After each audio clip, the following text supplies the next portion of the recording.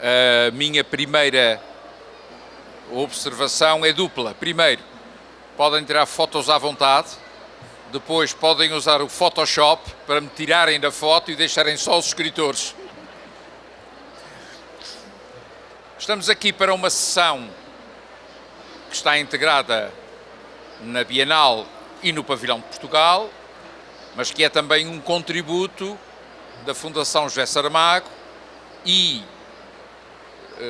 do centenário, da programação do centenário para a Bienal do Livro. Nós temos 50 minutos, que é o tempo de uma aula, e que, portanto, eu controlo bem, ainda me lembro disso, e nesses 50 minutos eu vou fazer com 3 escritores o que tenho feito com um. Isto é, um debate rápido sob uma designação ou um tema a que chamamos legados saramaguianos. O que é que eu quero dizer com legados saramaguianos? Além daquilo que a expressão obviamente diz, que falamos aqui de leitura de José Saramago e de leitura da ficção portuguesa que vem de José Saramago e da ficção em língua portuguesa que associamos a ela.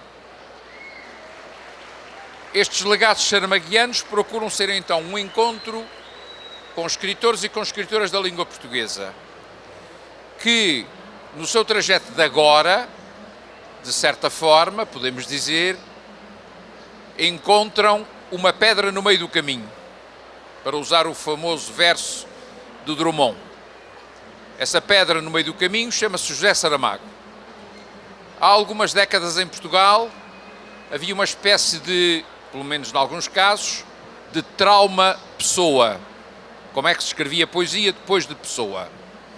Não estou a dizer com isto que existe hoje um trauma Saramago, menos ainda a famosa ansiedade da influência de que falou um grande crítico norte-americano, mas a verdade é que se nós pensarmos na literatura como alguma coisa que tem um efeito de continuidade, eu imagino que um escritor de agora, se eu o fosse, que felizmente não sou, teria alguma dificuldade em saber como se escreve com esta pedra no meio do caminho. Pode-se escrever ignorante Saramago, pode-se escrever sabendo que ele está lá, pode-se saber e escrever transformando Saramago, mas não é possível, na cena literária em língua portuguesa, ignorar José Saramago. E não só porque ele foi Prémio Nobel. Isto é uma coisa que eu tenho sublinhado bem ao longo do centenário. Nós celebramos Saramago porque ele foi o Prémio Nobel, mas celebramos-lo porque ele foi um grande escritor que continua a ser e que será ainda. O ter sido Prémio Nobel foi uma confirmação que felizmente lhe aconteceu, não aconteceu a outros que também são grandes escritores. Bom, dito isto, eu vou já apresentar quem não tem de ser apresentado, e da minha direita para a minha esquerda o Walter Ugumem, o José Luís Peixoto e a Socorro Acioli. Preparei-me, como sempre fazia quando dava aulas, mas não vou usar a preparação, porque senão lá se iam os 50 minutos. Vou apenas dizer que nestes 3 escritores eu posso encontrar, mas deixo isso à consideração deles e de alguma pergunta que queiram levantar, ecos, ressonâncias, memórias, marcas, vestígios, alusões, até representações de José Saramago. Acontece ainda que 2 deles ganharam o prémio José Saramago, e aí a pedra aumenta de tamanho, porque os prémios às vezes têm este efeito um pouco insidioso, isto é, marcam. É um nome que o escritor transporta consigo no seu currículo. Além do mais, José Saramago disse coisas muito simpáticas sobre os vencedores do prémio José Saramago. E com essas coisas simpáticas eles têm que viver para o bem e para o mal. E, portanto, a questão que eu vou levantar, e dou 10 minutos a cada um deles para dissertarem sobre ela, não diz respeito à forma como conheceram o Saramago, se era simpático, se era alto, se era baixo. Nunca me interessaram muito as anedotas da vida do escritor.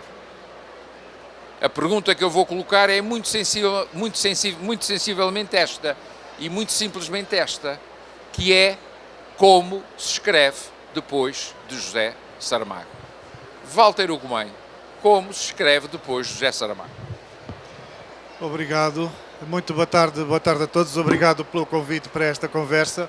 Quero cumprimentar os colegas, amigos, o Zé Luís, a Socorro e o professor Carlos Reis, que eu acho que quem conhece Saramago, pelo menos desde do nosso ponto de vista lá em Portugal, é inequívoco que o trabalho do professor Carlos Reis terá contribuído decisivamente, inclusive, para o sucesso do Saramago e para a chegada, para o reconhecimento no Nobel. O trabalho do professor Carlos Reis importa muito, não só no que tem a ver com a obra do Saramago, mas importa muito nas letras em Portugal. Por isso é com muito gosto que estou consigo outra vez e que estou aqui. Eu devo dizer que eu sou um bocado desonesto a falar de Saramago, porque eu mistifico muito. E tenho às vezes ouvido os colegas de prémio Saramago, que acho que de facto temos assim algum tipo de obrigação para com o Saramago. Tenho-os ouvido e acho que talvez aquele que me pareça mais decente a falar é o João Tordo. O João Tordo seca as coisas em volta e dirige-se à obra do Saramago como alguém que pretende estudá-la com toda a seriedade, como se secasse as emoções. E eu sou um tipo que se rende às emoções, e eu há uns tempos dizia às pessoas que eu via o Saramago voar, que ele voava, e que muitas das vezes passava pela minha janela, as pessoas que eu voar, como assim, isso é impossível? E eu invento essas coisas e eu transformo o Saramago num herói impossível. E quando me compete falar dele, são as coisas que me dá vontade de dizer, são essas coisas, porque eu acho que não consigo. O que ele me importa, o que ele me fascina, já não é passível de ser reduzido a uma ciência qualquer. Não consigo ser demasiado racional a falar do Saramago. Como é que é possível escrever, ou o que é que se escreve depois dele? A nossa geração é muito marcada pela ascensão da figura do Saramago. E é marcada de que maneira? Nós somos um pouco medidos por ele, o que é gratificante por um lado, porque significa que nos querem medir, querem saber de nós, não é? Um pouco por todo lado, quando viajamos, essa bandeira do Saramago é também uma porta que se abre, não é? E que antigamente, eventualmente, não se abria aos portugueses. Muitas das vezes era mais fácil abrirmos as portas aos portugueses a partir de autores brasileiros que se popularizavam, e por isso íamos pela língua, mas não por um concidadão. Embora seja essa porta aberta, também é uma forma de nos espiarem, de desconfiarem de nós. Não é? E então, e o professor está-se a rir, sabe perfeitamente que isso acontece. Então espiolham-nos os textos, não é? Ficam espiolhando os nossos textos para saber, mas isto é melhor ou pior que o Saramago, não é? O Saramago disse bem desse, disse bem daquele, mas isso é melhor ou pior? E é muito severo, porque o Saramago, de facto, gera paixões, também gera ódios, mas gera paixões, e normalmente quem está mais interessado nessa medição são os apaixonados. E por isso o que significa que nós somos aqueles que vão normalmente ser castigados por nos atrevermos a passar perto do grande mestre. Isto cria uma especificidade, porque é aquilo que por natureza nós possamos ter de próximo ao Saramago, a gente coloca em dúvida. Pensamos, mas eu posso escrever isto porque afinal vão ainda achar que tudo o que eu faço é uma redundância, uma cercania do Saramago, e a verdade é que a gente gosta dele, ganhou o prémio dele, vamos estar sempre do lado dele, mas nós queremos ser outro tipo de escritor, ou se queremos ser outro escritor que não exatamente ele. E por isso levanta uma certa autoconsciência severa, em que a gente fica meio problematizando aquilo que escolhe, e mais do que simplesmente aquilo que escolhe, ficamos problematizando a nossa própria natureza, para saber se é legítimo sermos de uma determinada maneira depois de Saramago também o ter sido. Eu devo dizer que a primeira coisa que me impactou no Saramago foi o lastro da sua dimensão humanista, foi a sua postura de boa fé. Eu sempre defendo isto e tenho pena que as pessoas possam não ver isso, ou que nem toda a gente veja isso, e sobretudo que não o tenham conhecido para verificar isso. O Saramago era de verdade um indivíduo que acreditava na humanidade e que se indispunha, que se incomodava para que nós, enquanto multidão, enquanto coletivo, fôssemos melhores. E ele podia ter sentado no seu trono, pelo menos a dada altura, foi-lhe oferecido um belíssimo trono de rei das letras nacionais, podia ter sentado e ficado só a curtir a sua soberania, digamos assim. E a verdade é que até ao fim dos tempos ele foi uma voz incomodada, e era incomodada sobretudo pelos outros. Éramos nós que estávamos em causa, já não era ele. A vida dele estava ganha, estava reconhecida, inclusive, que estava glorificada. Por isso o incómodo dele era para com os outros. E a maneira como ele fazia, como ele exercia esse incómodo, e que eu vejo que está na obra, e isso é que interessa, no fundo é a partir daí que vocês poderão aferir o que eu estou a dizer. A maneira como ele exercia esse incómodo era para mim muito fascinante, porque era um indivíduo que se apresentava limpo nas suas convicções. O que é que isso significa? Que eu posso concordar ou discordar dele, e em muitas coisas discordo, mas ele está limpo, inteiro, como alguém que se apresenta sem esconderijos, sem qualquer subterfúgio, sem parecer outra coisa que não é. E eu acho que é a fome mais urgente da contemporaneidade, é da limpidez das intenções, é no fundo que possamos estar em debate, que nos encontremos para debate, que possamos ser antagónicos, mas que nos antagonizemos de boa fé. E eu vejo isso no Saramago, vejo isso na obra do Saramago, a maneira como ele consegue, a partir do mínimo português, a partir do exemplo da Portugalidade mais profunda, se quiserem, a maneira como ele consegue levantar uma voz que se universaliza de tal maneira que nos toca a todos, diz respeito a todos, porque eu acho que está exatamente em causa essa capacidade de se manter rigorosamente ao serviço da humanidade, ao serviço de uma ideologia ou de uma ideia que é esta de sermos humanos e cada vez mais humanos.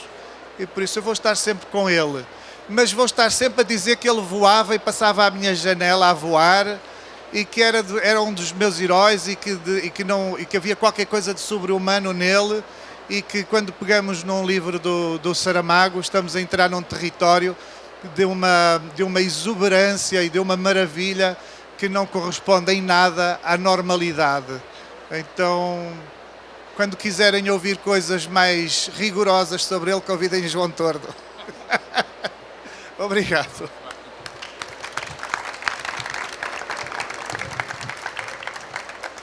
Muito bem, belo testemunho. Ao José Luís Peixoto eu coloco a questão em termos um pouco diferentes, porque não se trata só de como se escreve depois de Saramago, mas sim como se escreve metendo Saramago dentro de um romance. Porque, como se sabe, um dos últimos romances do José Luís Peixoto chama-se Autobiografia, e o Saramago está lá dentro. Como se escreve com o Saramago dentro do romance? Muito boa tarde, muito obrigado.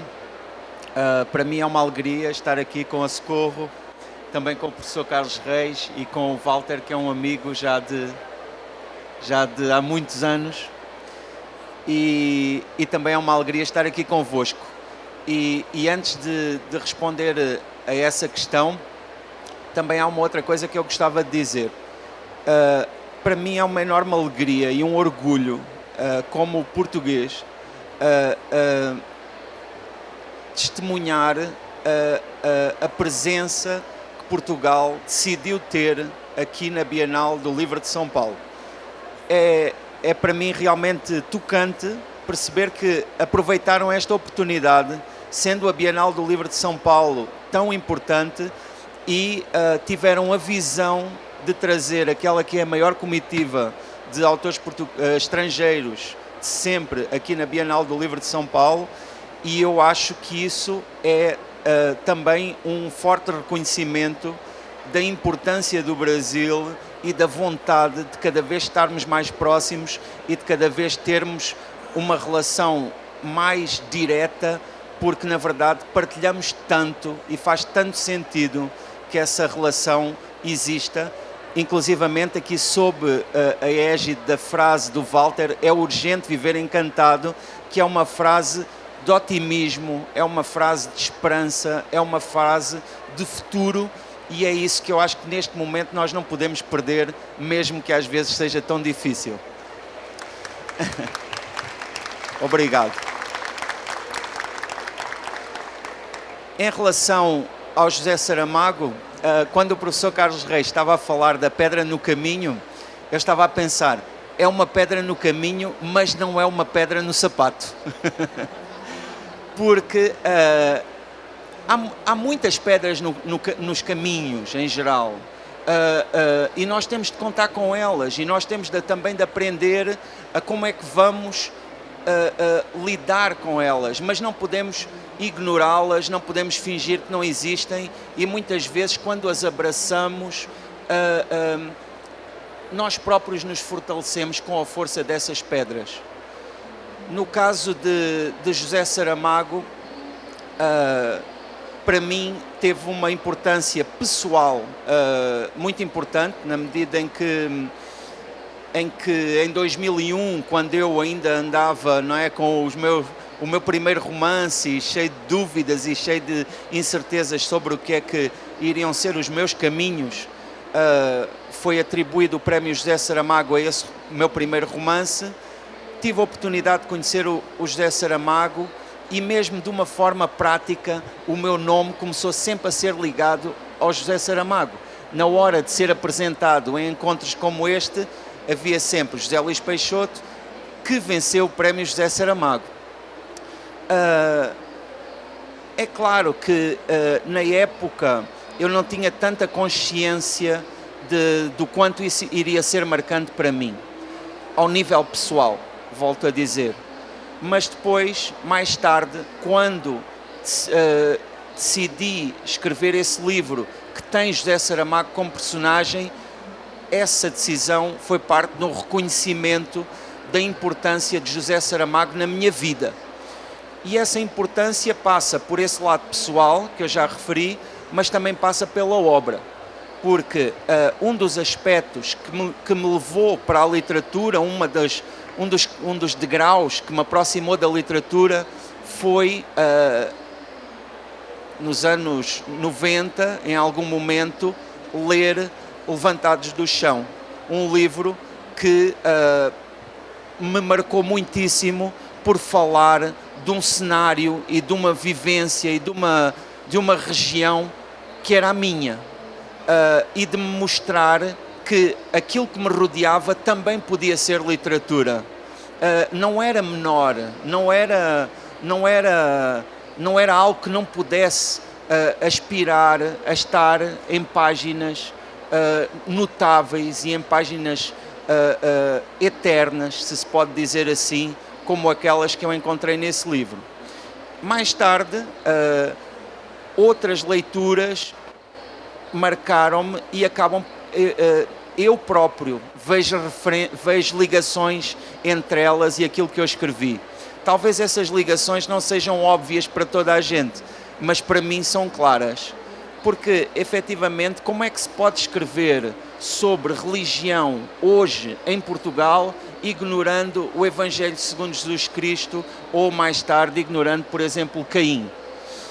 como é que se pode escrever sobre a própria escrita, ignorando, por exemplo, o manual de pintura e caligrafia, só para dar assim alguns exemplos, não é?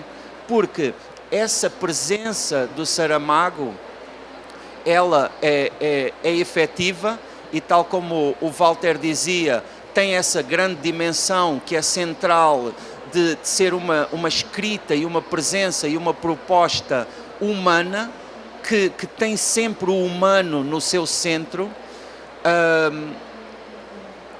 Mas essa proposta depois ela também é específica, não é? Porque na diversidade da obra do José Saramago existem temas que são temas muito marcantes para nós que avaliamos o mundo a partir daquela perspectiva, não deixando de ser claramente e comprovadamente universais, e nós, claro, quando temos a ousadia de escrever uma palavra numa página, estamos claramente em diálogo com essa tradição, que é uma tradição que efetivamente, e apesar das questões políticas que em Portugal são muito fortes e que aqui no Brasil, às vezes, no que diz respeito a Saramago, não são tão vivenciadas, porque muitas vezes as questões políticas de Saramago em Portugal têm a ver com aspectos muito concretos da nossa história e alguns aspectos talvez menos, que ainda não estão completamente pacificados da nossa história.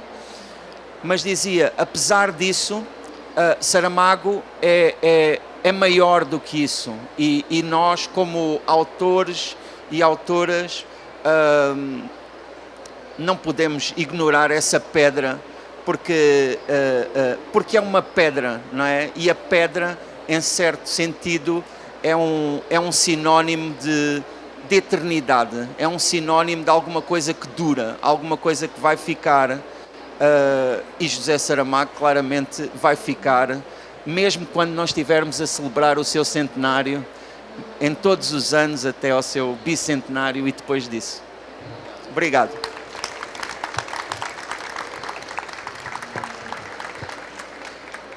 Bem, Socorro Acioli é a mais jovem dos que estão aqui. São os 3 dos anos 70. Foi uma bela safra esse ano. E a Socorro Acioli tem uma característica profissional, é professora de literatura e de teoria da literatura. Somos colegas, mas é escritora também, e como escritora tem uma vasta produção num tipo de literatura que o Saramago também aflorou, que é a literatura infanto-juvenil. Não vou entrar agora por aí, até porque essa parte da obra do Saramago é, de facto, residual, e isto não é um juízo de valor, evidentemente, mas a Socorro pergunto, como alguém que conhece bem como se constrói uma narrativa do ponto de vista da reflexão académica, parte para a escrita ficcional, sempre tendo de lidar com a tal pedra no meio do caminho, que não é, como bem disse o José Luís Peixoto, uma pedra no sapato. Vamos lá. Bom, boa tarde a todo mundo. Está dando o microfone aqui. É uma honra imensa estar nessa mesa aqui. Walter e Peixoto são meus amigos. Walter de mais tempo, Peixoto mais recente, mas a gente já combinou, inclusive, fazer uma tatuagem juntos, de irmãos. Mas o professor Carlos Reis é para mim, a grande alegria dessa tarde, porque eu estudo o trabalho do professor Carlos Reis e acompanho as pesquisas dele sobre narratologia, estudos de personagem há muito tempo. Sou professora da Universidade de Fortaleza e na primeira disciplina eu obrigo os meus alunos a comprar o dicionário de estudo de narratologia e eles sentem a mesma coisa que eu senti quando li a primeira vez, que é uma grande descoberta de encontrar, enfim, uma ferramenta ampla e completa para investigar a literatura e entender mais literatura. Então, é uma honra imensa estar com o senhor aqui hoje e com os meus 2 amigos. O Saramago, na minha vida de leitora, né, enquanto leitora brasileira e de escritora também, porque a vida acadêmica acaba sendo muito ligada à escrita, porque eu dou aula para pessoas que querem escrever, né, para escritores lá na Universidade de Fortaleza. São cursos de de escrita e criação. Mas ser uma brasileira, leitora de Saramago, me coloca numa posição um pouco diferente dos meus amigos, a forma como ele chegou para nós no Brasil, no momento em que ele chegou. Eu era vendedora de livraria e falava, via o Saramago nessa posição de ouvir o que as pessoas estavam falando dele. E como escritora, depois, foi ele que me deu muita coragem, até antes do Garcia Marques mesmo, até antes do curso, porque eu entendi, quando eu li As Intermitências da Morte, que ali havia uma forma de começar, de dar partida a uma história, né, escrever uma narrativa, que era a partir de uma pergunta, né? E se a morte deixasse de matar? E se a morte parasse de funcionar? E se as pessoas parassem de morrer? Depois, e se a Península Ibérica se descolasse do continente e saísse à deriva? E depois, e se existisse uma epidemia e as pessoas ficassem cegos, todos de uma cegueira branca? E aí eu entendi, bom, esses temas sobre os quais eu quero escrever, que eu demorei a escrever porque eu achava que eram loucos demais, não eram. O Saramago me deu uma permissão, sem saber, para que eu não considerasse loucos demais. Aí eu escrevi uma história, né? E se um homem entra na cabeça gigante de Santo Antônio, o que é que vai acontecer? E agora com o livro que vai sair ano que vem, né, que tem metade dele se passa em Portugal. E se uma mulher desaparece no Brasil e aparece enterrada numa aldeia portuguesa? E ele me deu ele me trouxe essa permissão. Se eu partir de uma pergunta, eu posso ir até onde eu quiser. Então, como eu sou uma leitora também muito apaixonada, muito difícil de falar do Saramago de forma acadêmica para mim, tanto é que nunca foi objeto dos meus estudos, porque é uma paixão muito grande. E ele, professor, como escritor para crianças também, eu acho que o tom oral, que essa oralidade, eu escutava muito quando eu trabalhava na livraria, as pessoas dizendo que tinham dificuldade de ler Saramago. E aí eu dizia, lê em voz alta. Você começa lendo em voz alta, até você entender, até a voz dele chegar, e você depois pode continuar em voz baixa. Era o meu conselho. Aí as pessoas voltavam e compravam outros. Então, é assim que se conta histórias para as crianças na origem. Os contos são orais. Então, eu gostaria que ele tivesse deixado mais livros para as crianças, e esse também é uma coisa que... entender a história para a criança como oral antes da escrita, né? Falar antes de escrever, foi outro ensinamento dele. Então, para mim, ele eu tenho na minha carteira uma folha da Oliveira, de frente da Casa dos Bicos, é o meu amuleto da sorte, está sempre comigo, porque ele foi o escritor que me deu coragem para escrever loucuras. Não que ele seja louco, eu que sou, mas ele me deu essa coragem para ser. Muito bem, muito obrigado.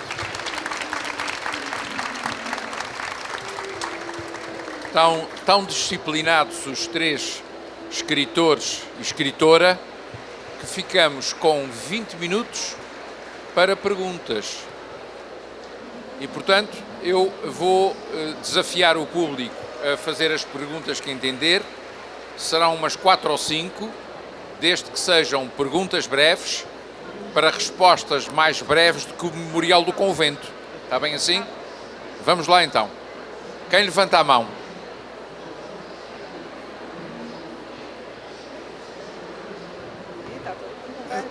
A Socorro deixou uma pergunta muito pertinente, quando ela diz que a paixão, a emoção dela é tão grande que ela não consegue estudá-lo academicamente. Será que para estudá-lo academicamente é preciso uma paixão menor?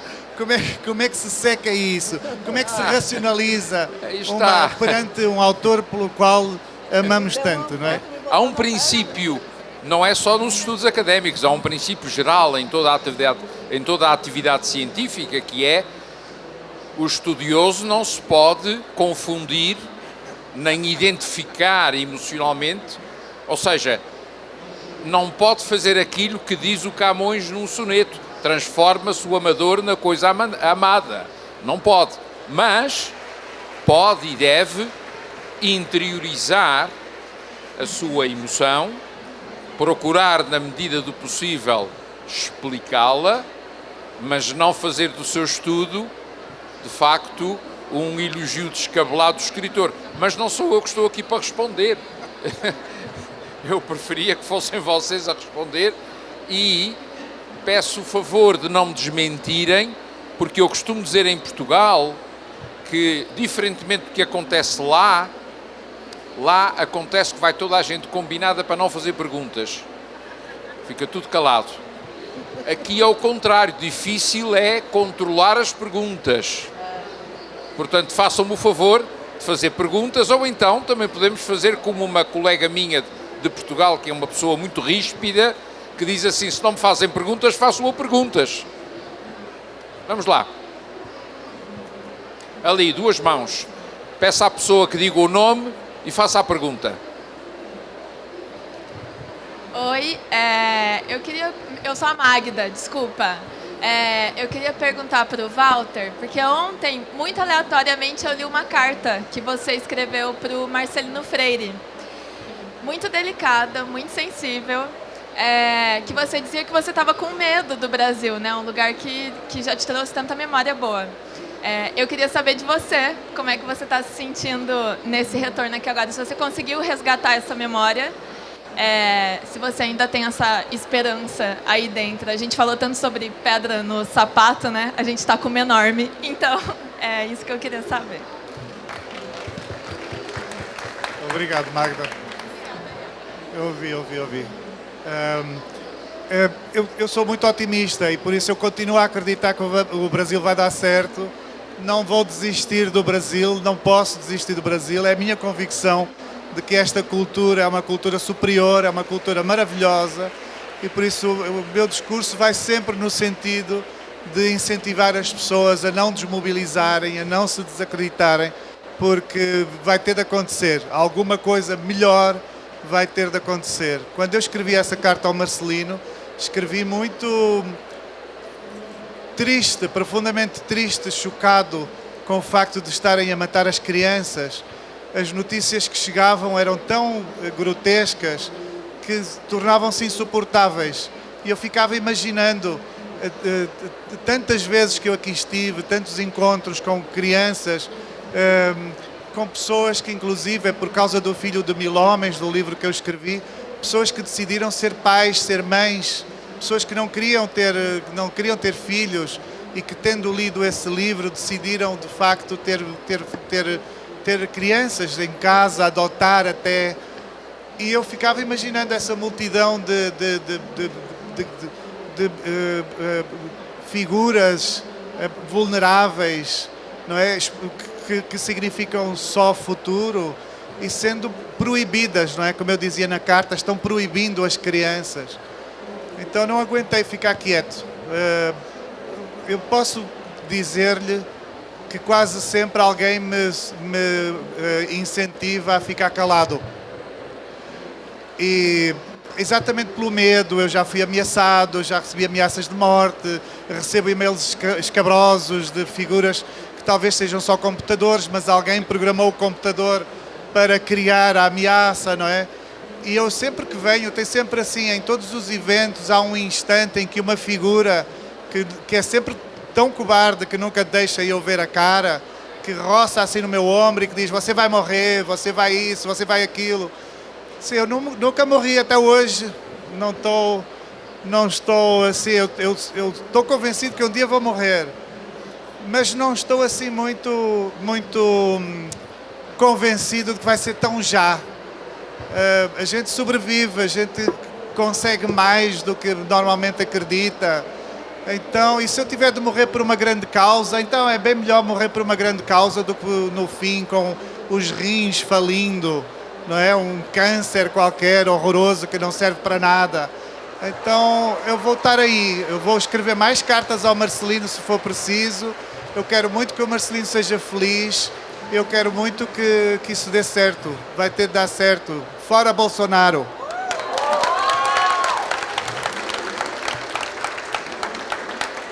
A outra pergunta. Levante-se, por favor, isso.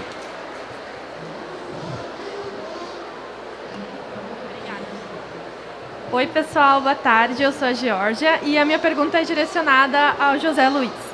É nítido na sua fala o seu apreço, a sua admiração pelo José Saramago, então eu queria te fazer uma pergunta fantasiosa. Se você tivesse a missão e a oportunidade de escrever uma releitura de alguma das obras de Saramago, qual você escolheria e por quê? Bem, muito obrigado pela questão, mas é uma questão muito difícil, que eu não sei se vou conseguir dar uma boa resposta. ainda para mais aqui sob o olhar do professor Carlos Reis, eu sinto-me intimidado, porque sinto que ele pode depois vir-me cobrar mais tarde a resposta que eu der. Não para eu escrever um texto académico, mas para escrever. Eu sinto que, sabes, eu vou responder de uma outra forma. Quando me perguntam qual é o meu livro favorito de José Saramago, eu normalmente dou sempre uma resposta diferente. Hoje digo um, amanhã digo outro, na próxima semana digo outro, e foi a forma que eu encontrei de ir dizendo todos de vez em quando, não é? Hoje digo um, depois digo outro, porque na verdade não é difícil justificar que qualquer um deles seja o livro favorito. Até aqueles que eu gosto menos, porque também tenho que dizer que também tenho a minha hierarquia, também tenho as minhas preferências, não é? Mas na verdade todos eles poderiam facilmente ser o livro favorito. E essa resposta de certa forma adequa-se também a essa pergunta, porque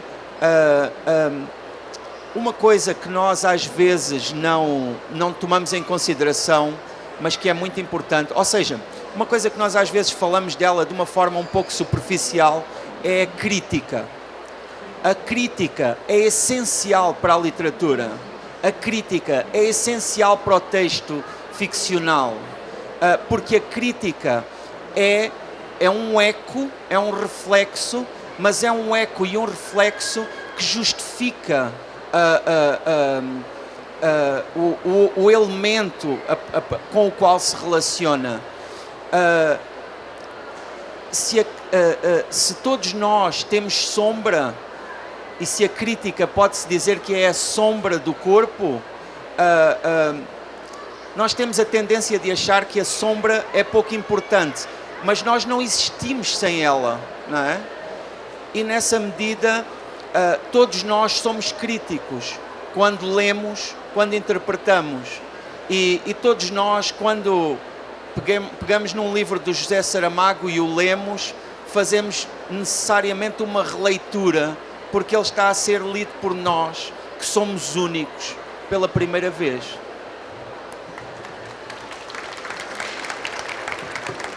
Muito bem. O que ele acaba de dizer,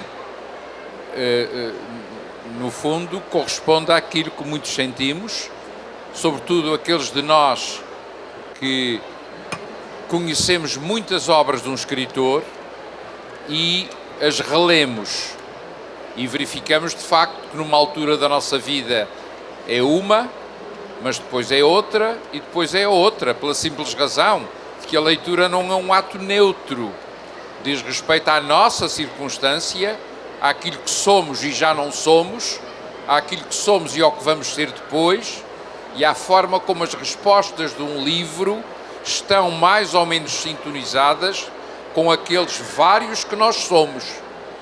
Como veem, eu não sou escritor, mas também dou umas respostas interessantes. Mais uma pergunta, por favor. Aqui.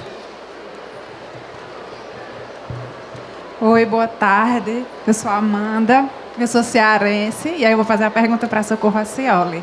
Aproveitando a fantasia também, falado anteriormente, aproveitando o seu e se Saramago fosse cearense, ele teria escrito sobre o quê? Adorei. Sabe que quando eu fiz lá o curso com o Garcia Marques, que eu contei a história da cabeça do santo, que ele não acreditava que aquilo existia. Aí eu provei, mostrei foto. Existe uma cabeça gigante, do tamanho de uma casa de Santo Antônio, e o corpo está no morro. Ele, não, mas você inventou. Ele disse, eu não inventei. Aí eu falei, não, e tem outra coisa, tem uma galinha, uma pedra em forma de galinha gigante, e tem não sei o quê. Ele, onde é esse lugar que você mora? Eu disse, Ceará. Ele, Ceará. Eu fiquei pensando nisso. Eu acho que o Saramago ia ter muito material, né? Porque é um estado que que toda essa ligação com a religiosidade popular e com essa inocência das pessoas vem, infelizmente, também de um índice de analfabetismo muito alto, um índice de pobreza muito alto, de falta de assistência básica nas cidades de interior, nas mais remotas, e as pessoas acabam tendo que, para viver, tendo que se fortalecer pela fé e por todas as suas manifestações, né, nesse contexto de analfabetismo e de extrema pobreza. Então, eu acho que ele iria, primeiro, se revoltar muito, se insurgir muito contra o que a gente vive, né, que o nosso estado é um estado de muita injustiça, principalmente na capital, mas ele também iria ser fascinado pelas avós, pelas pessoas que contam histórias lá, os nossos avós, os nossos bisavós, né, quem é cearense, mas acho que nordestino em geral sabe que são... A gente tem uma tradição do cordel, uma tradição da cultura popular muito forte. As pessoas sabem contar histórias, sabem fazer rir, fazer chorar. É uma coisa natural do sertão. Eu acho que ele iria se encantar. Eu acho realmente que ele iria... Não sei sobre o que ele ia querer escrever, não consigo imaginar, mas é uma boa pergunta. Eu vou depois perguntar para o professor Carlos Reis, ver o que é que ele acha. Obrigada, amor.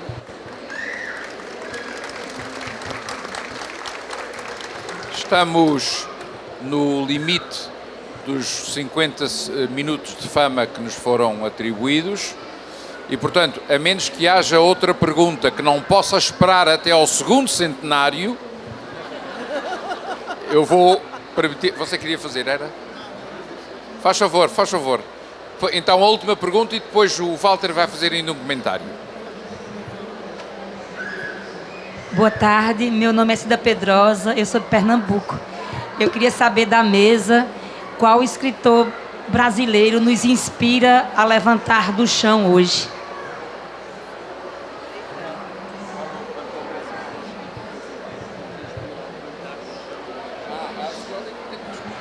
Eu que tenho que responder, ele disse. Nenhuma dúvida, João Cabral de Melo Neto, para mim, nenhuma dúvida. Vai direto nele. Não sei, João Cabral de Melo Neto. Muito bem, Walter, o comentário final. Eu, na verdade, não ia comentar. Eu ia perguntar à Socorro, que primeiro, Socorro, você é muito preguiçosa, seu novo livro nunca mais sai, nunca mais acaba, Socorro. Você tem que acabar sai isso, tem que dar um jeito, namorar menos, escrever, Socorro. Mas se eu namorar menos, eu não escrevo. Eu estou protestando contra você porque ela de facto faz isso, ela demora muito. Mas eu queria muito que você está convidada nesse lugar que no fundo é uma embaixada portuguesa aqui em São Paulo. E o seu novo livro tem um pé em Portugal. Que interesse, que carinho é esse que você tem por Portugal, Socorro? Eu acho que é isso que a gente gostaria de saber. Né, eu vou chorar, tu fez de propósito. Toda mesa junta a gente chora, ou um ou outro, ou os dois. Eu tenho um amor muito grande por Portugal, e esse livro surgiu, o lugar onde essa história começa, que é a Almofala, no Ceará. Existem 7 almofalas em Portugal, e essa ponte foi natural, assim, nesse caminho. Mas eu tenho um amor imenso por Portugal, os escritores portugueses são parte da minha formação. Como eu falei no começo, de forma acadêmica também, o professor Carlos Reis acha que eu estou exagerando, mas não é. A importância dele na minha formação é muito grande. E os meus amigos portugueses, né? Você é um deles e vários outros. E o Peixoto, a gente vai fazer uma tatuagem para marcar essa amizade. É um amor imenso. Eu gostava de saber onde é a tatuagem. Não está decidido ainda. A Socorro, ela anda a tentar comprometer-me desde quarta-feira com essa ideia da tatuagem. Mas olha, vamos fazer a tatuagem hoje. Sim. Hoje, não, tem... Se alguém tiver preciso hoje. De um tempo, não é tempo. Assim. E o Walter vai também, que ele adora tatuagem. Estou fora, dói muito. Bem, fiz essa, dói muito. Bem, e essa para pôr uma certa ordem nesta mesa, está a ficar completamente anárquica. Eu vou estimular, e com isto terminamos, a Socorro a seguir o exemplo do Saramago. E vou dizer porquê. No novo livro dela, que se chama Oração para Desaparecer, é muito fácil de falar de um livro que ainda não apareceu. Não é mais difícil dos que já foram publicados. Mas no novo livro dela, conta-se que a origem é um livro que está na biblioteca de Mafra.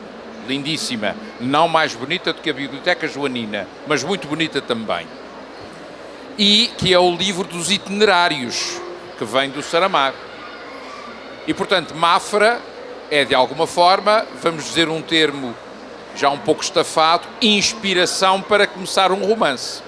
Ora bem, o Saramago diz numa página dos diários de Lanzarote, dos cadernos de Lanzarote, perdão, que aí pelo final de 80, princípio de 81, passou em Mafra, olhou para aquela massa imensa, quem já lá esteve sabe que isto não é exagerado, e pensou ou disse, agora não me recordo, um dia tenho de meter isto num romance.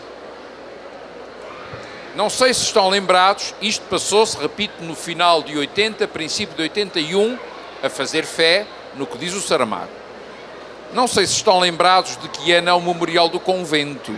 É de 1982. E, portanto, o Saramago escreveu aquele romance enorme, exigindo uma investigação histórica brutal, que está agora patente na exposição da Biblioteca Nacional, em perto de um ano. Fim de 80, princípio de 81.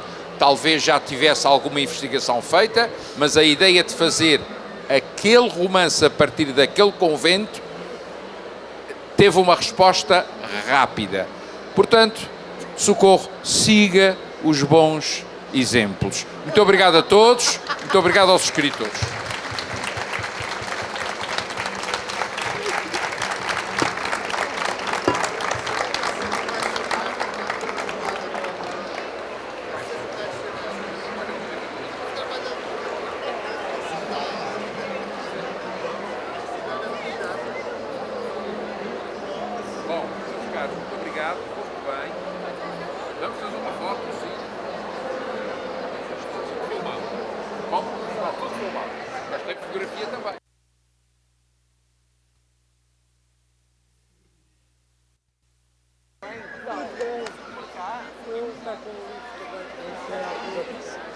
Alô? Eu quero avisar a todos que o autógrafo do Walter Hugo Mãe vai ser na livraria. Ok? Na livraria.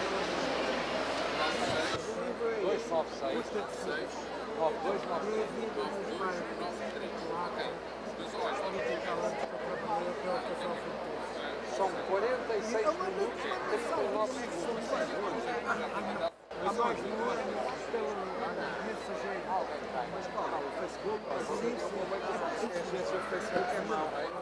Temos de trocar o telefone assim, que aí o telefone já não se perde.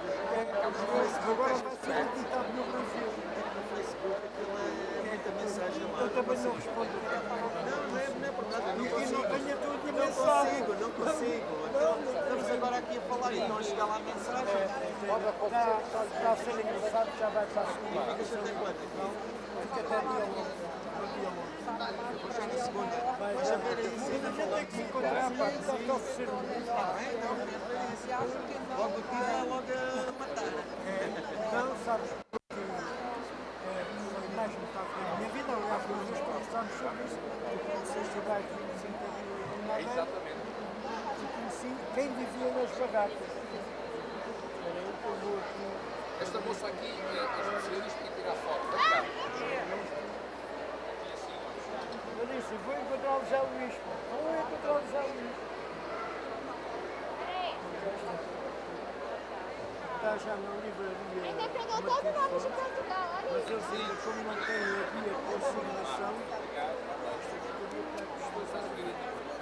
está muita gente a usar aqui, deve ser isso. Olha, no movimento Ocupação Nova China, a apresentação do livro, uma pequena parte do Adiva. Foi agora? Já, no dia 26. Faz amanhã 8 dias. Isto agora não se consegue abrir nada porque está muita gente a usar. Está muita gente a usar. Mas tenho para abrir uma... Quer chegar com o meu irmão?